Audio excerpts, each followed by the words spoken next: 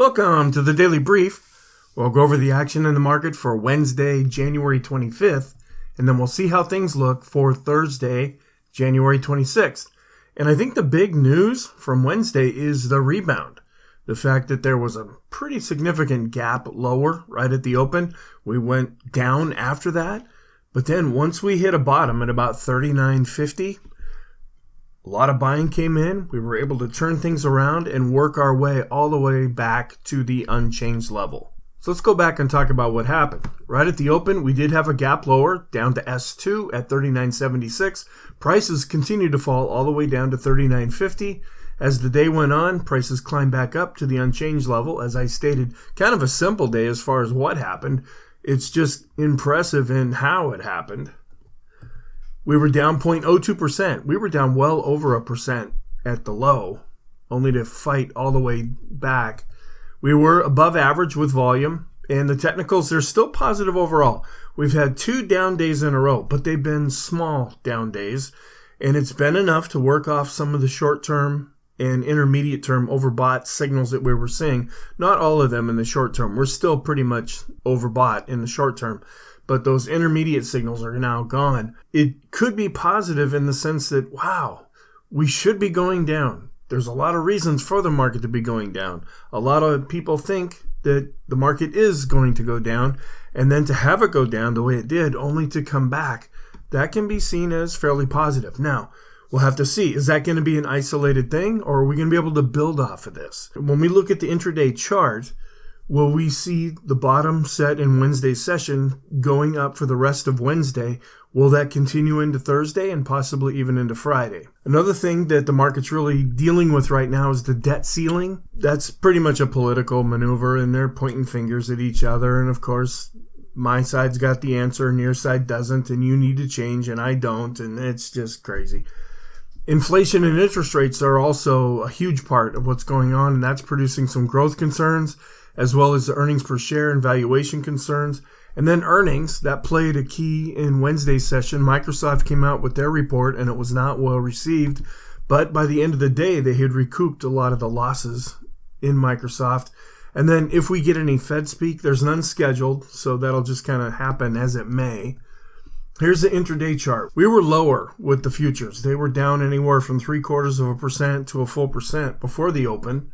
The open right here where we gapped lower down below S1 and S2, came all the way down to 39.50, built a base here, started to come back up, got above the daily pivot, got back up to the unchanged level, came back down, actually went positive just briefly, and then came down to the daily pivot and closed right about at the unchanged level, down slightly.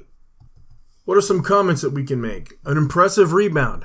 Likely there was a lot of short covering, and this thing called fear of missing out. Now, short covering, that's when people who are short the market, which means they will profit when the market goes down, they have to sell to get into their position. Well, when things turn against them, they have to buy to get out, and that produces kind of a reverse panic situation where they're going up and up and up, and they have to buy, and a lot of people are losing at that point, and that can really add fuel to a rally.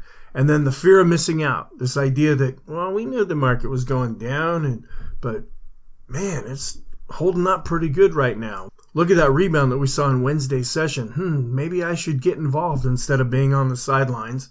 And then we have to ask this question, can the market build on this? Kind of as I already alluded to before.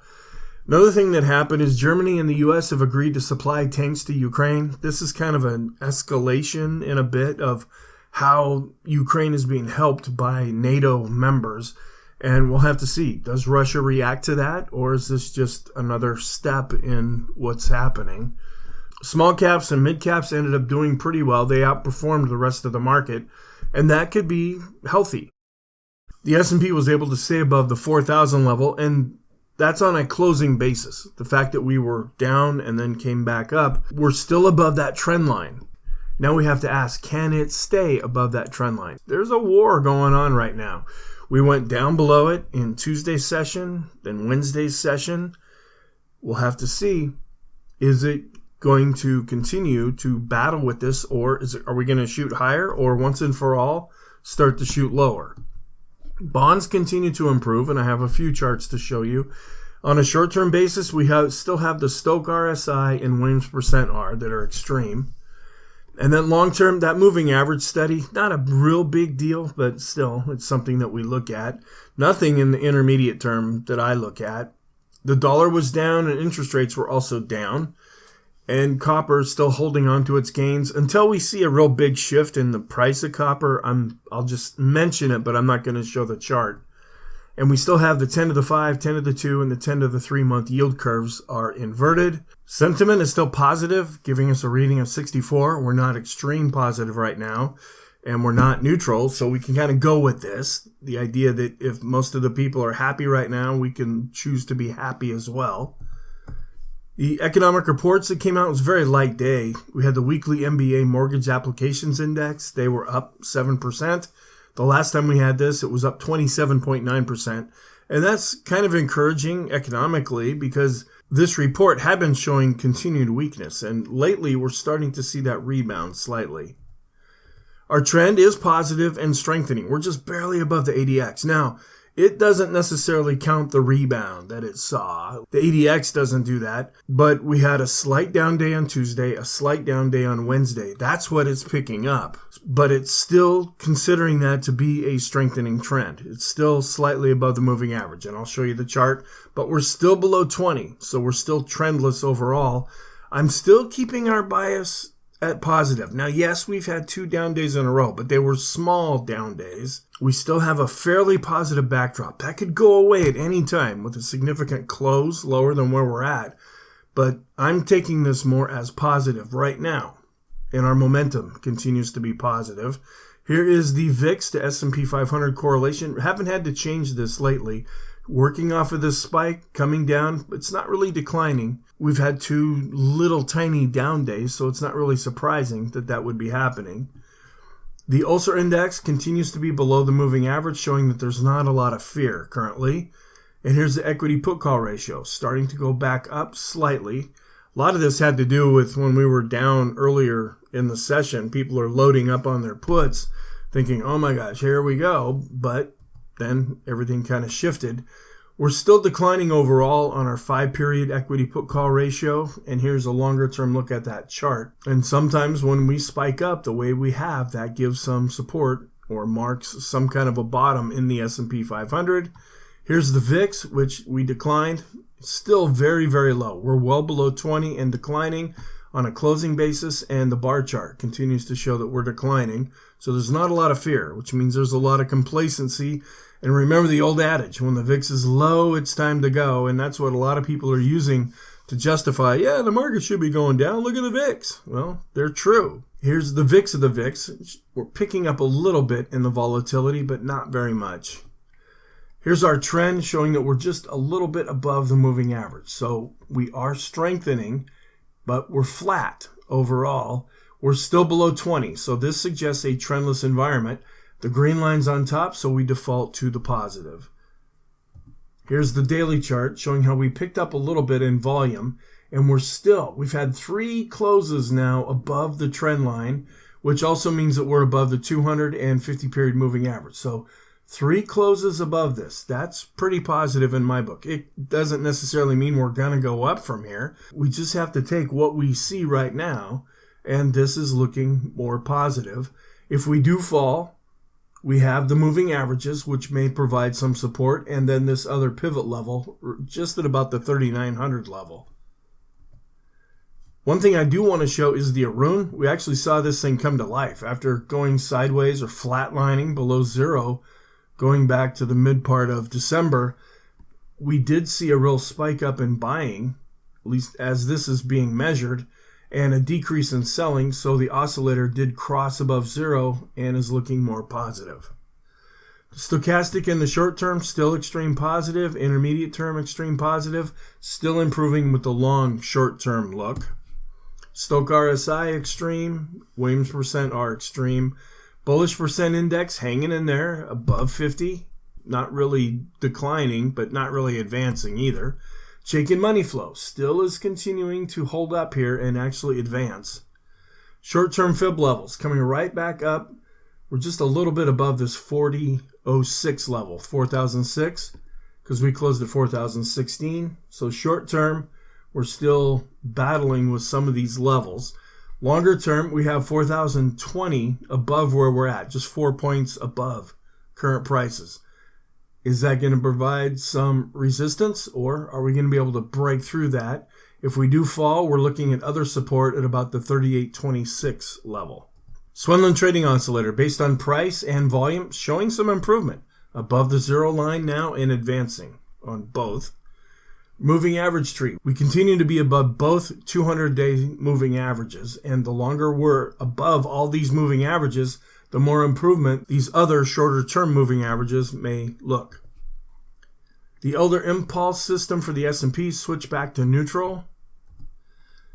The summation index, based on price and volume, continue to advance. The new highs, new lows, after seeing a bit of a breakout yesterday, didn't see that same breakout. So we're still declining based on the 5 period and flat to a little bit higher based on the 10 period.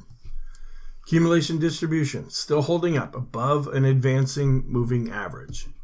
Copic curve, giving a recent buy signal, as has the Pring bottom fisher. Here's the long-term chart, looking at the 150 simple moving average. We're just barely above this level. I know it's a little nitpicky, but still, we kind of have our rules, or at least I have the rules for determining when we're extreme positive or extreme negative. The Dow still holding up above this pivot level, still working off of a golden cross signal. And here's the diamonds. They do remain green, so they're positive. And the triple Qs have switched back to neutral. Mid-caps also holding out above this pivot level. That's positive. Home builders doing okay. Actually did a little bit better than the S&P. They're starting to show some improvement. The ratio between the two still looks good, but they're having a slight tendency to go in opposite directions, or their same direction relationship isn't as strong as it was, so this is starting to decline. Semiconductors, just about ready to give us that golden cross, looking much more improved. Emerging markets, also giving us that recent golden cross. Those are markets outside of the U.S. And bonds were up again in Wednesday's session. Hasn't given us a golden cross yet on this chart, but it could be getting close. Same thing can be said with the World Bond Index, showing a lot of improvement, but not a golden cross yet. Here's the investment grade corporate bond ETF, just starting to give us a golden cross currently. And I showed this chart for the first time in yesterday's video. A few charts for our possible positive scenarios. Still holding up okay with the small caps above this pivot level. Small cap ratio still is holding up, so small caps are having a tendency to outperform the S&P 500, which is what we look at here. We're seeing this red chart start to spike up a little bit, and that could give some support to the blue chart, which is the S&P. And then our staples, looking at this longer term spike, and then it's really starting to come down when we look at a ratio of staples to the S&P 500. When you look at other times when this type of a thing happened, that often marked a low in the S&P, but we ultimately have to see follow through with price. So what's our outlook then for Thursday? We do have personal income and spending coming out on Friday. The technicals are positive, and they're slightly above this long-term resistance. Until we can get away from this and put some time and space between us and that trend line, I'm still looking at it as resistance. The economic reports coming out are advanced GDP. That's a biggie. Durable goods, weekly jobless claims, and then some other advanced trade deficit, retail, and wholesale inventories reports. Not really big market movers. The big ones are going to be durable goods and GDP.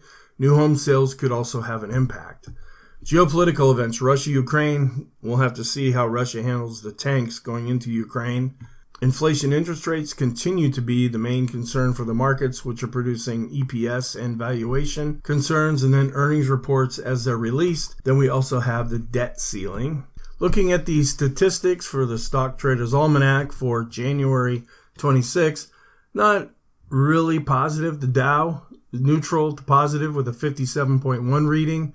The S&P actually has a little bit more of a negative signal.